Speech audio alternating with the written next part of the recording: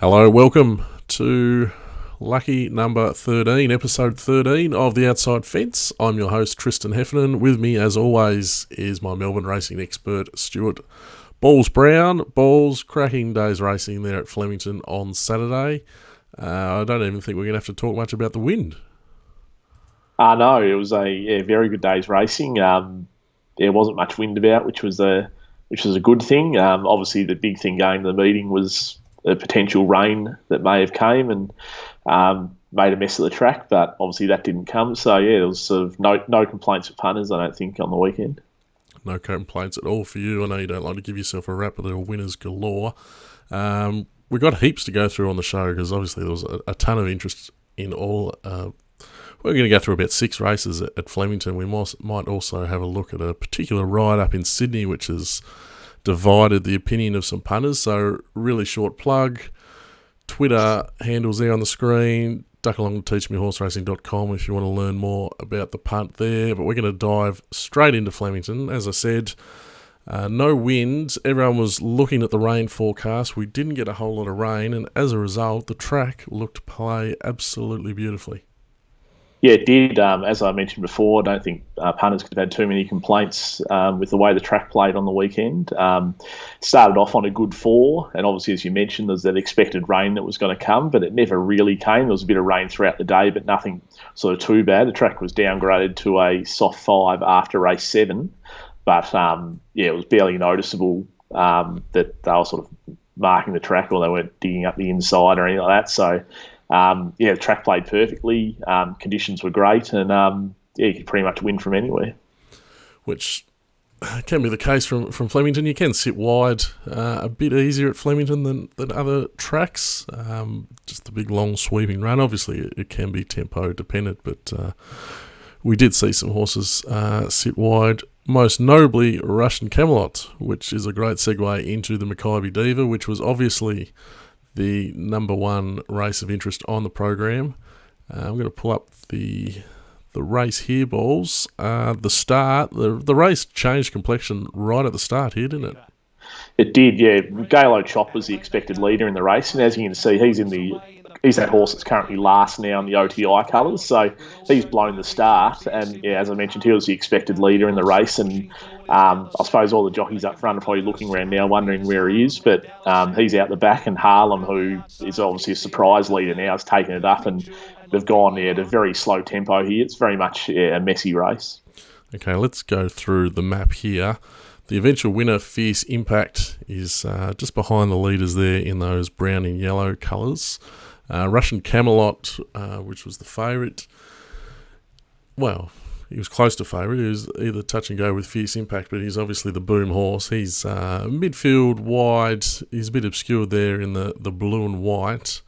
Now, unfortunately, I've paused this at a really bad time because this is where Gatting is about to break down, which was horrible to see and horrible for all the connections involved because he's been a grand old horse there. Now, that obviously broke up the field a bit here, Balls, and there's a couple of runners in behind him which were severely hampered.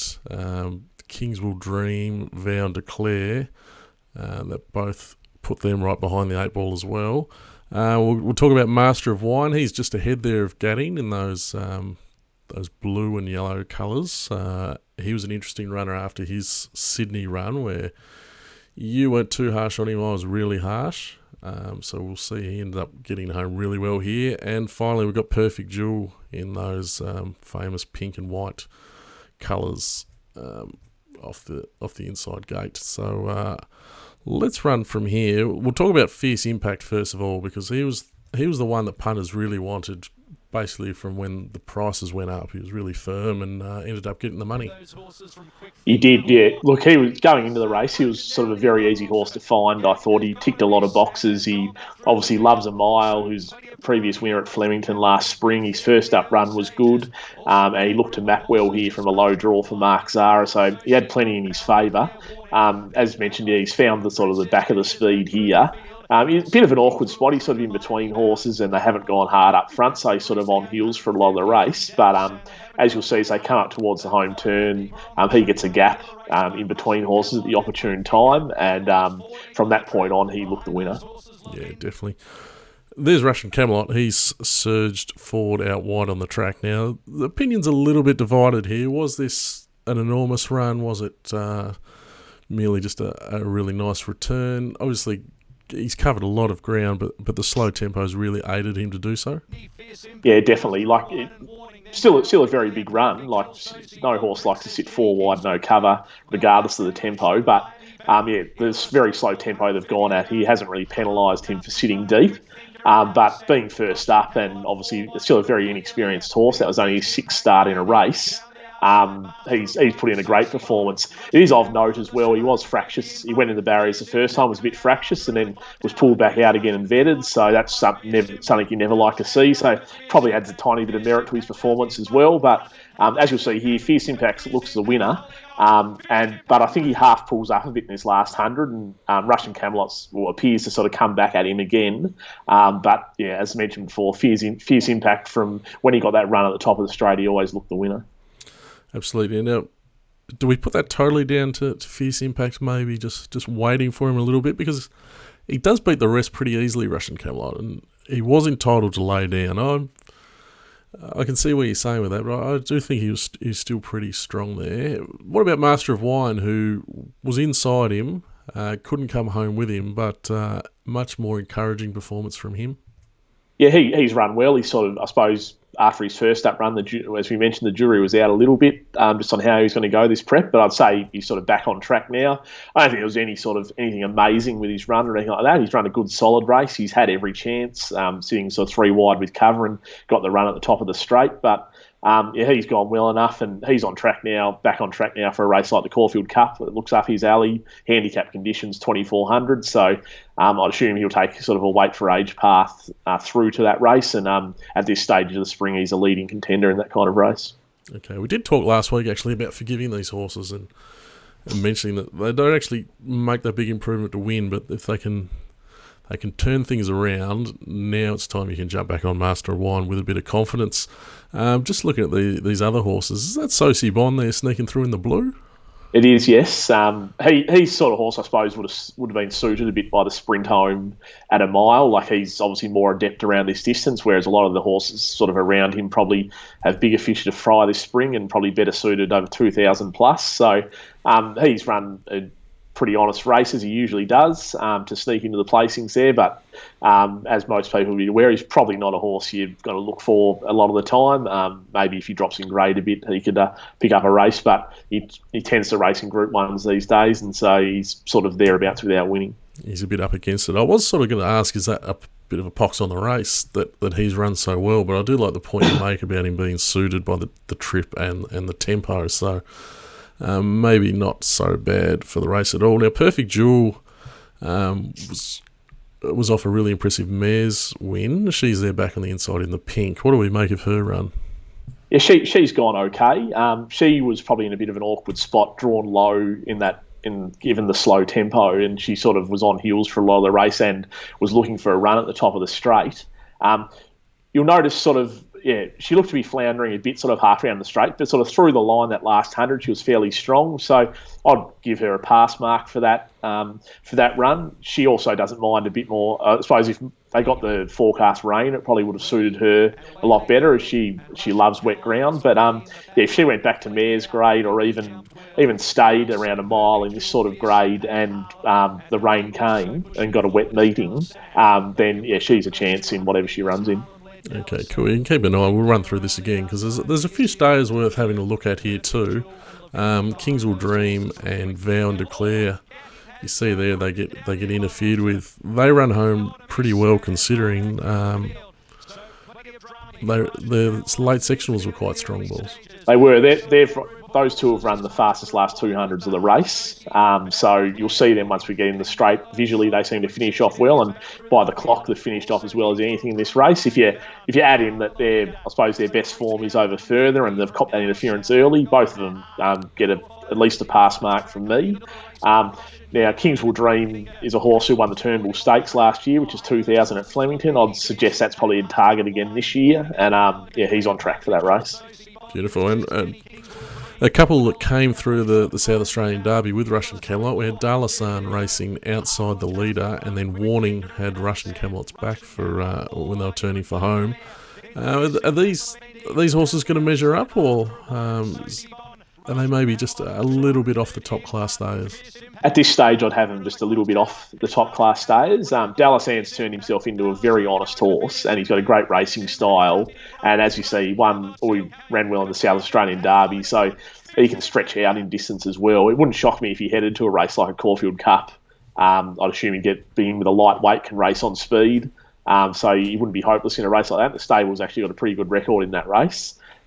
Whereas Warning, he'd be aimed at the Cups, being a Derby winner last spring, in fact, at Flemington. So he had every chance in this race. He tracked up behind sort of Master of Wine and Russian Camelot and had got to the outside.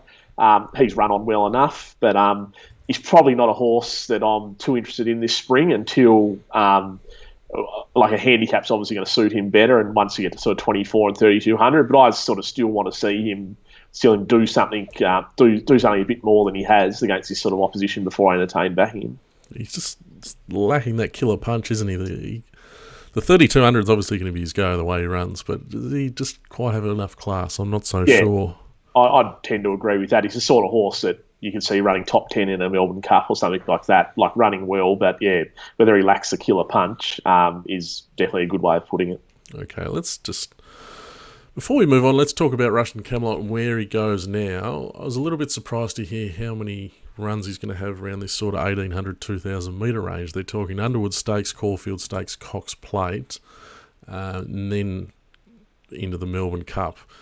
I'm sure there's plenty of spruik about him about the Cox Plate, but I think he might be looking for further once he gets to the fourth up 2,000 metres. Doesn't really strike me for a horse who's obviously been sparingly raced and obviously can stay. Do you have any reservations about that like I do? I was a little bit surprised when I heard Danny O'Brien map out that preparation, given his usual way of sort of spacing his horses' runs, particularly the staying type horses. He trains them a bit European style down at his property near Geelong. So, I was a little bit surprised, but the reason given by the stable was that the horse just needs the match practice. As I mentioned, he's only had 6 starts and he sort of played up in the gates. He's from time to time he's missed the start and he still does a bit wrong. So they want to give him that racing. So he's got a bit of grounding. He's got a bit of match practice, and I suppose it can only improve his manners as well. Okay, and it's a sort of funny world we are. You almost potentially use the Cox Plate as a barrier trial these days for the Melbourne Cup with some of these stayers. Not saying he's not out of place in it, but they can always have a real, maybe a second, third up crack next year. But I'm sure it'll be all eyes on the Melbourne Cup, because your first go at the Melbourne Cup's generally your best chance of winning it, isn't it? Yeah, it generally is. Obviously, for a horse like him, you'd think he'll go on and win sort of feature races. So this is probably his chance where he's going to get in with the lightest weight. And he's obviously still young enough that he's still got a bit of spryness in him. This would be the year for him, I'd say, before he sort of becomes a weight for age horse. But he's a great horse to have in the spring, regardless of performance, because he's got a lot of people talking about racing. He's got a lot of opinions about the horse.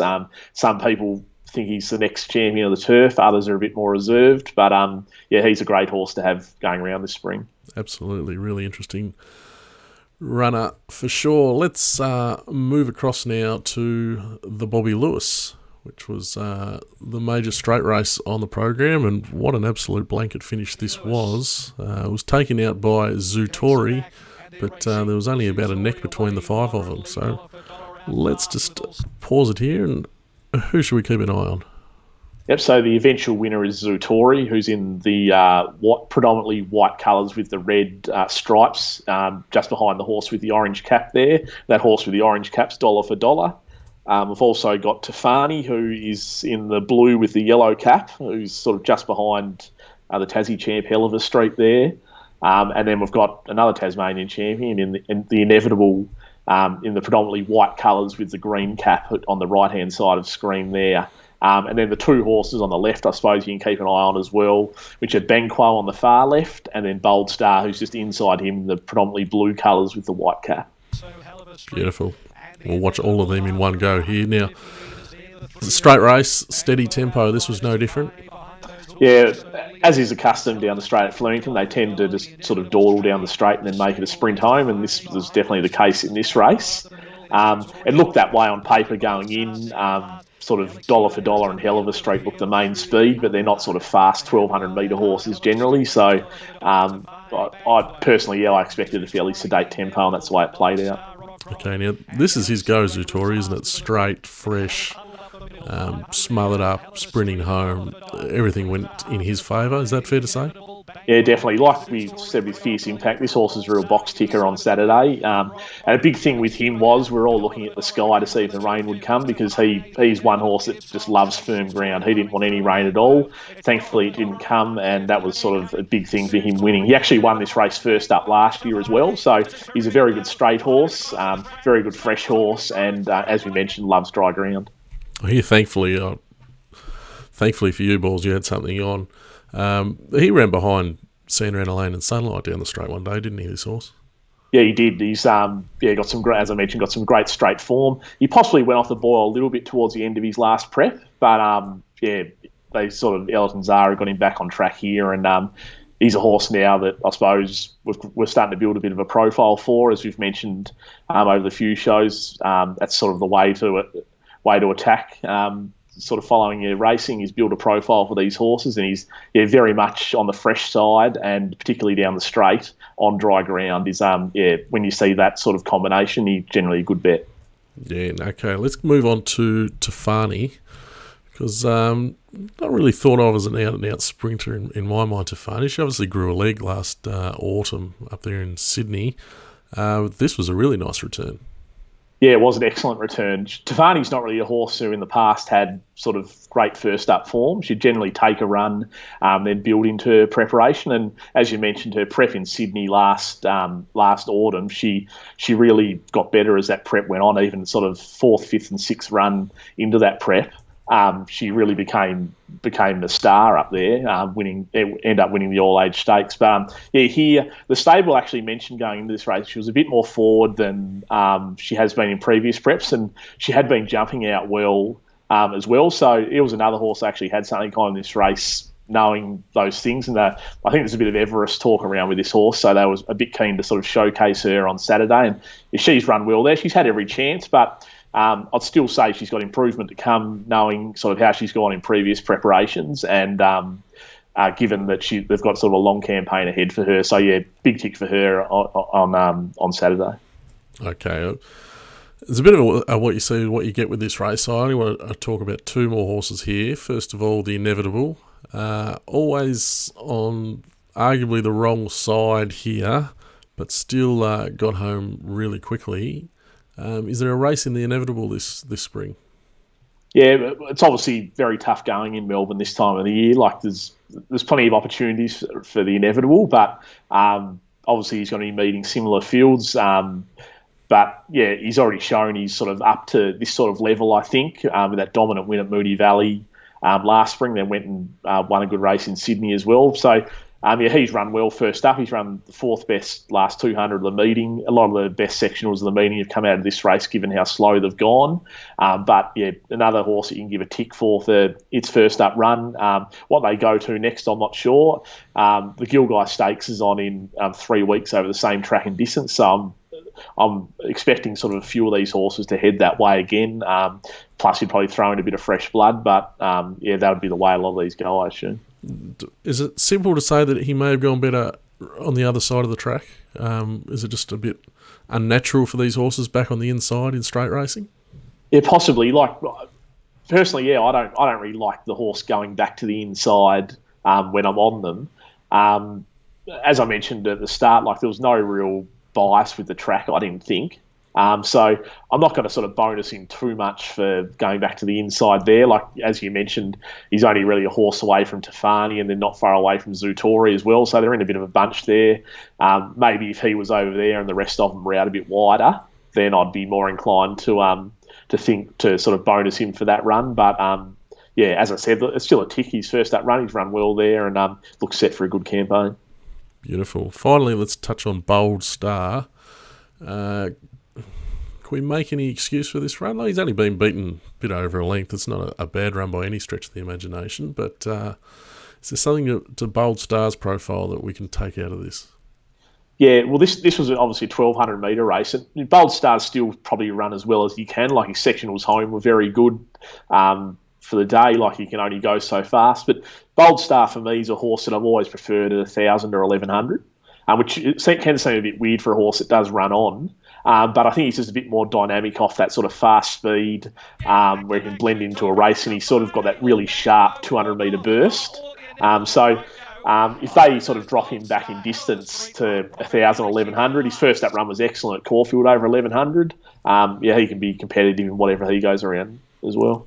Yeah, that's a good point you make. It can seem strange to say these horses from back in the field want to come back in trip, but some of these sprinters, when they have these short sprints, the shorter the better. They can make up the ground from back in the field, even if it's only those 1,000 metre races. So, it's definitely something to think about there with Bold Star. Let's stay with straight racing balls, but we're going to go to the 3-year-olds now and the Danehill Stakes. And this was won by a Sydney 3-year-old by the name of Doubtland.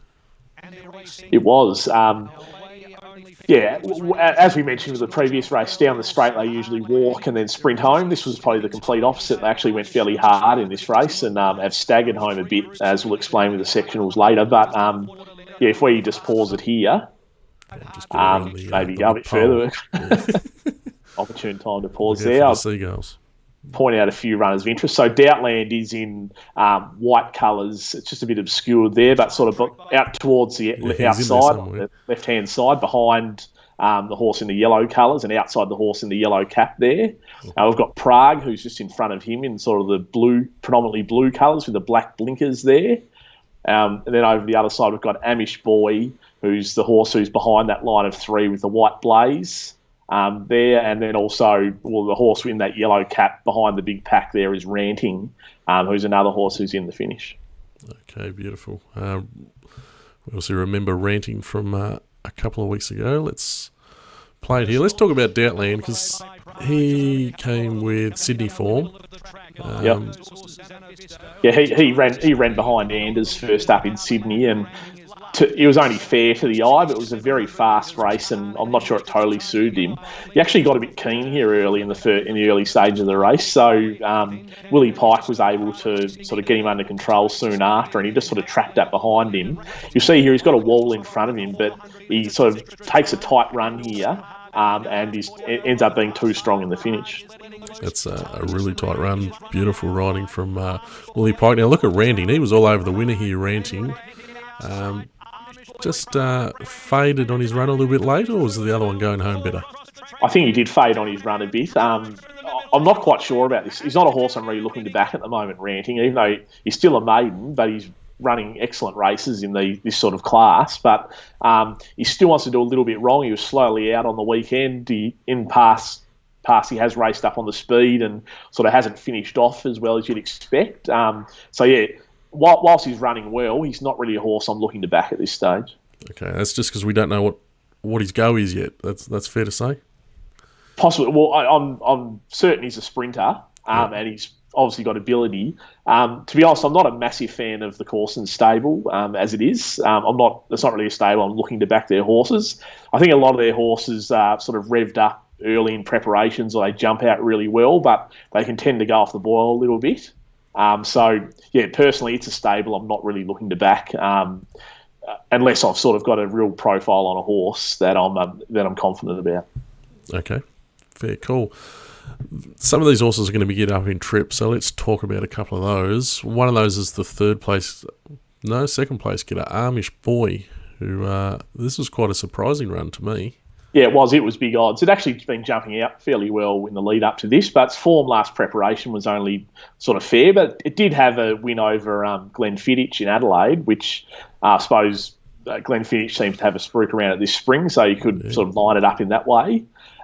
He's run really well here.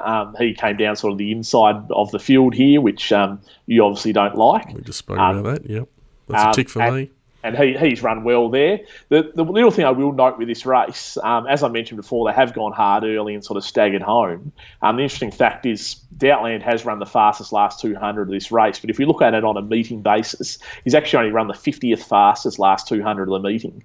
So that sort of shows, and this is a sprint race, so it shows you how slowly they have got home. So I can be a tiny bit worried about the form out of this race, given that. And as you say, I'm not a massive rap for the horse Ranting, who's finished close up. I didn't have a huge rap on Amish Boy before this race, who's finished close up.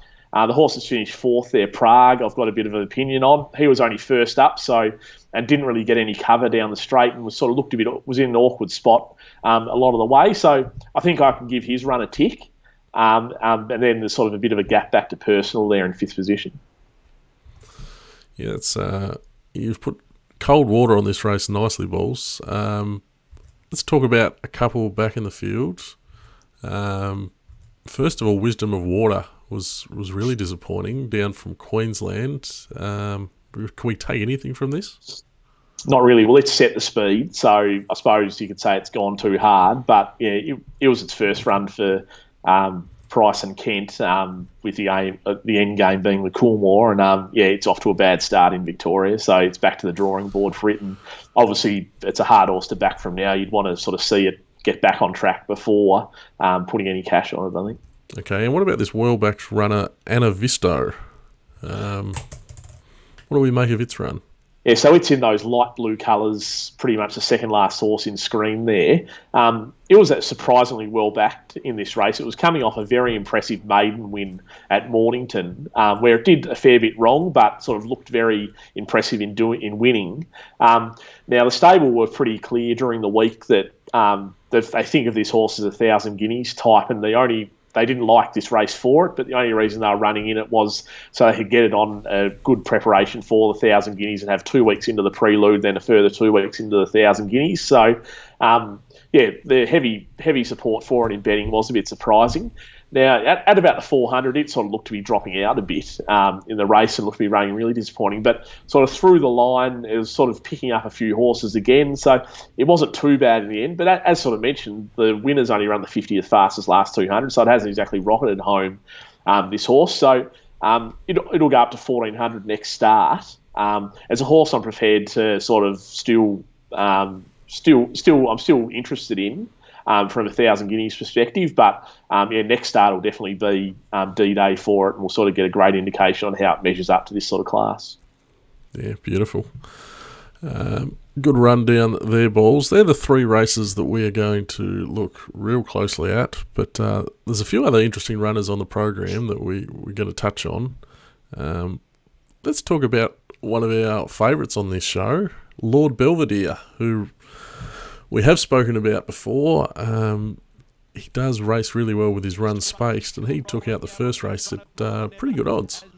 He did, yeah. He's fast becoming one of my favourite horses, Lord Belvedere. But he's a horse who came into this off the break, and as we've mentioned before, this horse races very well on the fresh side, which he was on Saturday. And he had another couple of things in his favour. He loves Flemington, he loves 2,500, and he loves dry ground. He was another one who we didn't want too much rain for, and obviously the rain didn't really come before the first, so we're still dealing with a good track. So, he's a horse I was happy to have something on.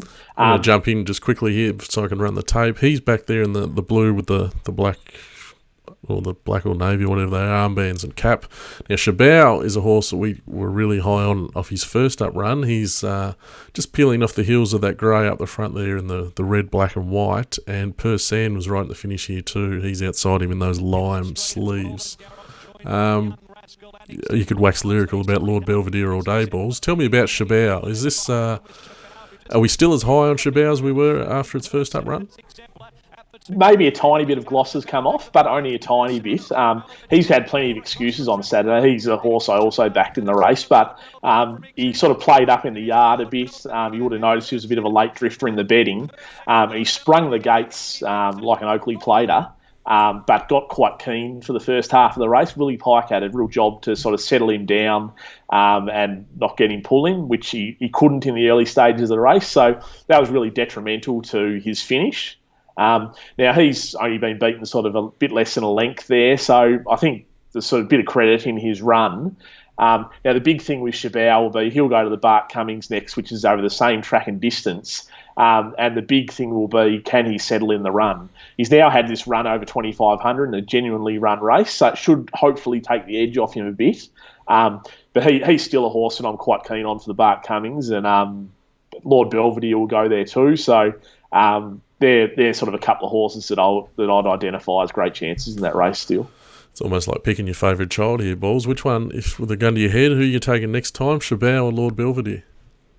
Chabot. Chabot. What more does he have to do for you, Lord Belvedere? All right, let's move. I'll probably still be backing Lord Belvedere as well, but gun to your head. You can only pick one. Got to get off the fence. Very good. No splinters here on the outside fence. Let's talk about, it's all been very rosy for you looking back at these races, Balls, but here's one that's not going to be rosy. Crosshaven won this 3-year-old 1,400 metre race. Now, I was pretty keen on Immortal Love after his first up run in this, and he's gone awful. We'll talk about him in a minute. But if you watched the show a couple of weeks ago, Balls did identify this horse, Crosshaven, as running really well, and he wasn't that hard to find. He's outside the leader here in the blue. Other ones to look at, Cherry Tortoni, a bit of a favourite of the show. He was first up here. He's back there in the red with a white cap. And Immortal Love's in those pinky, purpley, white price colours. So we'll run the tape. You would have found Crosshaven after talking it up so nicely last time, Balls. No, I didn't have a cent on it, which is makes this replay hard watching for me. But as we mentioned there last start, it ran well in that McNeil Stakes. Found a little bit of trouble late, but it was the sort of horse that I always thought would be better for the run. Going into this race, I actually napped it outside the leader as well. So to be honest, I'm looking back thinking, how didn't I back this thing? But no one's really interested in that. But yeah, he's. As I said, they've only gone at a slow speed here and sort of picked it up from sort of the 600 or 700. So that's sort of the on-pace horses. And Bartley's led in the China Horse Club colours with Crosshaven outside it. And they've sort of dominated the race. As you mentioned, that horse coming down the outside in the red with the white cap, Cherry Tortoni, a horse that we've had plenty to say about on this race. I think you've given it none for the Derby previously. I'm still on long prep. I'm still on the side that it can win the Derby. It was a great return there, in my opinion. It's sort of obviously settled well back in a bit of an on-pace dominated race and got home really well down the middle there. Its sectional between the 400 and 200 was a lot better than its last 200, so it's probably just petered out a little bit late. I'm sure it's got plenty of improvement in it, and it's a horse that'll go up in distance in its next few runs and on its way to the Derby. Is he the one you want to take out of this race? Yes, but I'm not sort of want to declare anything out of this race at the next start. I don't think it's sort of the highest quality 3-year-old race I've seen. A lot of these, if they can get further in trip, then I suppose they can sort of feature in the better races, I think. Okay, now tell me who's Bold Star back on the inside here in these blue colours, gets home, just misses third, I think. Who's this horse? That's Crown Mint, from Gordon Richards' stable. Is this as good a run as what I thought it was, just looking through the replay here? It was a good run. He settled well back on the inside and sort of finished off as well as Cherry Tortoni. He's a horse, he's sort of, I suppose, he's a bit exposed. Like he's had a fair few starts now, and to me, he sort of is what he is. He's run better than I expected on the weekend, but he's not really a horse sort of as we get deeper into the spring that I'm looking to follow. Okay, well, maybe that's a little knock on the race as well. Then the way he got to the line.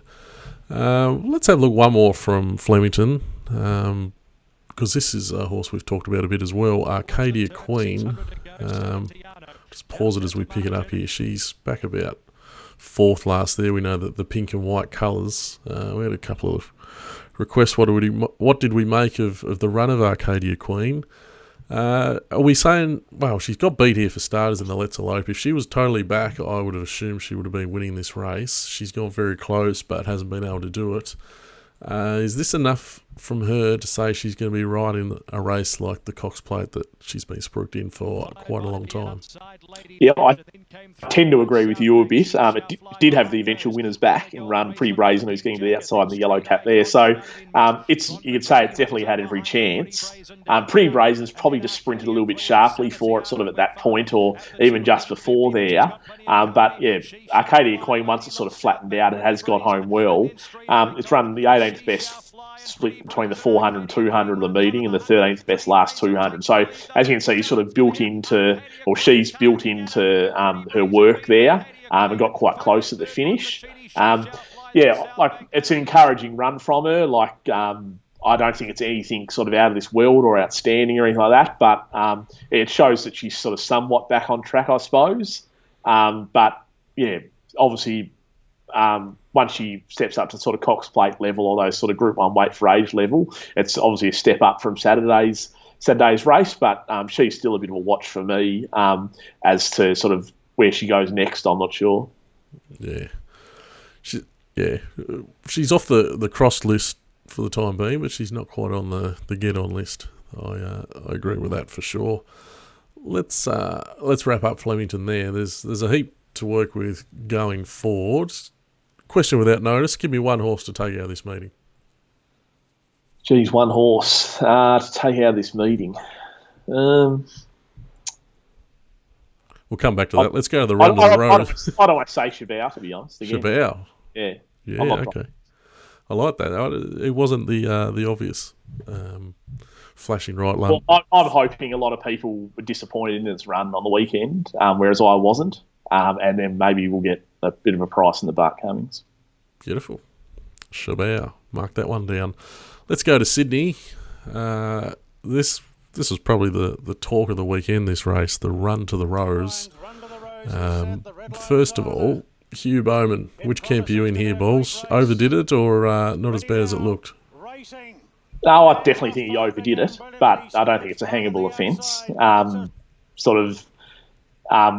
If you want to compare, I suppose, the sectionals with the other 1,200 metre race on the day, the Shirako for the mares, he's only gone 0.2 seconds quicker to the 600 than they did in that race. So he hasn't exactly sort of gone warp speed or sort of massively overdone it. But yeah, like he has gone, I suppose, too hard for this horse's ability. Yeah, well, when you say this horse's ability, this was the best 2-year-old in the nation last season, and now it seems everyone's been happy to write him off. He's no Anders, is he? No, he's not. He tried to do an Anders, I think. But yeah, I suppose the most alarming thing with this horse is that a lot of mounting yard watchers have said the horse has not grown at all from 2 to 3. So that's a real worry. Whereas a lot of his competitors would have developed a lot from 2 to 3, and he might have just had that sort of. I suppose he had the natural ability as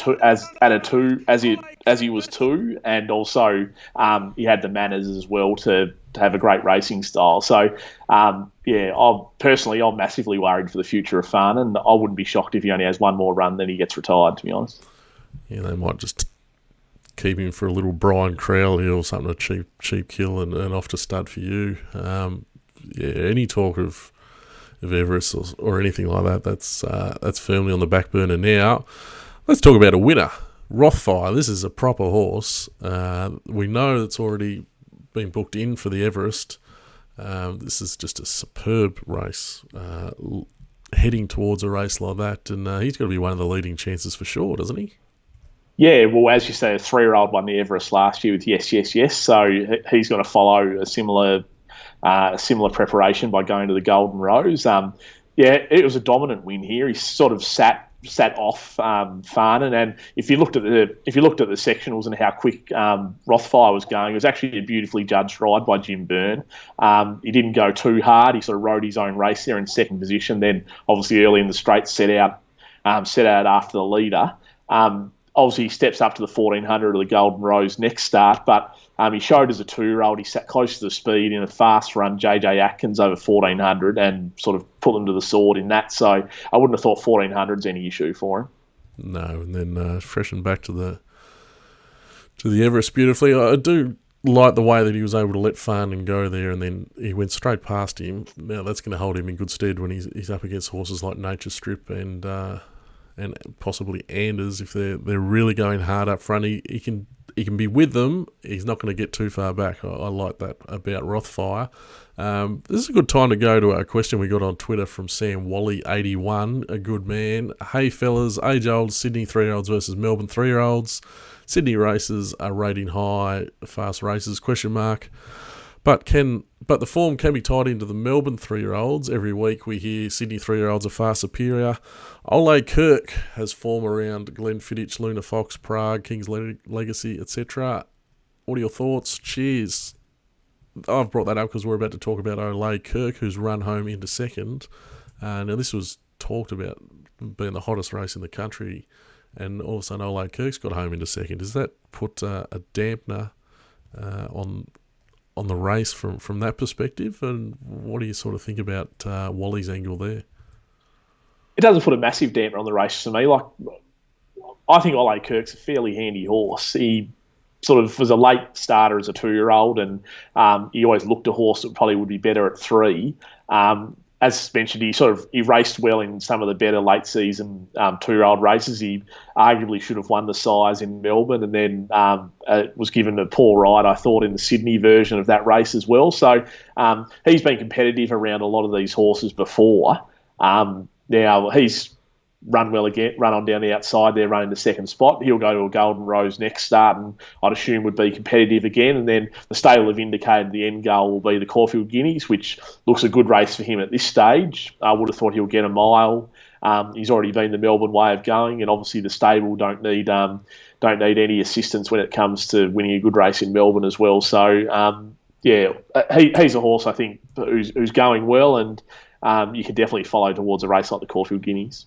Okay, so we're pretty high on Ole Kirk. We're not potting the strength of this form because of his good run here. I guess from that you're still happy to be with the Sydney 3-year-olds as opposed to the Melbourne ones. I guess Doubtland showed us with his win at Flemington too that Sydney form has been holding up. Fair call. Yeah, well, I'm confident that sort of run to the Rose, Golden Rose form, the types of horses going to those races, is currently the best 3-year-old form in the country. Now, as we get deeper into spring and the distances get bigger, obviously that can change. Horses sort of get to a mile for the first time, even 2,000 metres. It can bring out sort of ability that we didn't know they had. So at this sort of early stage, that would be the form. The Sydney form's probably what I'd looked forward to. As you mentioned, Doubtland won at Flemington on Saturday, and so did September Run against fields predominantly made up of Melbourne 3-year-olds. So I think that's as good a pointer as anything that the Sydney form's quite strong at the moment. But and that can change fairly quickly. Beauty. One more before we jump off this race. What did you make of North Pacific? I thought he had every chance. He's run well, like you'd give him at least a pass mark for the race. Now, his win prior was against lesser opposition, but it was a very dominant win on wet ground. So it'd be interesting if they did get a wet Golden Rose, that might suit him a bit more. It's hard to see him turning the tables on either Ole Kirk or Rothfire in a Golden Rose, barring bad luck. But he's going well, and obviously, that if you throw wet ground into the mix, then that could help him get closer to them. Okay, very good. I think that's going to wrap us up for a review of the weekend's action there, Balls.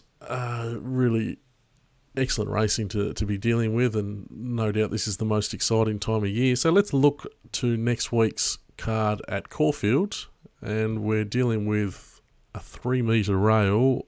I've got no doubt you've been looking at the wind when we're getting back to Caulfield. What can we expect on Saturday, even looking this far out? Yeah, I've been studying windsock and all kind of... Not the Windy Hill one. Everything. No, that's been tied down, I think. So I mentioned the weather. Actual weather looks pretty decent in the lead up to the races on Saturday. I'd assume we'd be working on a good track, which is obviously good news. Now, at this stage, there's a 25 to 35 kilometre nor'easter wind forecast for Melbourne on Saturday, which, if that stayed in place, would be a headwind down the side of the track and from those sprint starts out of the chute, the 1,000, 1,100 and 1,200 metre starts. So that's definitely something you need to keep an eye on as we get closer to Saturday. Obviously, the forecast can change. Personally, I'm hoping the wind would die down. I don't really like dealing with a northerly at Caulfield. So, yeah, hopefully that wind dies down. Obviously, as we mentioned either last week or the week before, the Melbourne Racing Club have got that great race day app that you can use that will give you plenty of information on wind directions and how it's going through the day. So it's very useful, particularly on race day. And, yes, there's obviously great racing again this weekend. The feature race on the card, the Sir Rupert Clarke Stakes, over 1,400 Group 1 level. Horses such as Behemoth, Showmanship, Tagaloa, Superstorm, Cascadian. I'd expect sort of a full field, full field of horses there, so that should be a great race. Yeah, some pretty handy horses that might be struggling for a run there after seeing 24 in the noms. Showmanship, do you reckon he'll get the favouritism over Behemoth here? Yeah, I'd easily mark him favourite over Behemoth. If Showmanship, I'm not sure if he's in doubt of getting a run or not. But yeah, if he gets a run and sort of they can run on the day, I'd be very confident in him winning. I saw they bumped him up to a 99. I had a look today. I think he's definitely in the race if they choose to go there. We got another couple. We got the Naturalism Stakes is on 2,000 metres, winning you're in for the Caulfield Cup. The How Now, one of your favourite races for the mares. Yeah, it's just excellent racing now every week for a couple of months, so plenty to look forward to. Bowls, that'll do us. Probably the longest show we've ever done. Thanks for all your hard work. Wonderful insights as always. And to everyone who watches the show, thank you once again. Please don't forget to give us a like or subscribe on the YouTube channel, or just hit us up on Twitter. Especially if you've got any questions, feel free to send them in, and I'm sure Balls will be very happy to answer them for you. Until next week, Balls, thanks for your time, and see you next week. Thanks, Seth.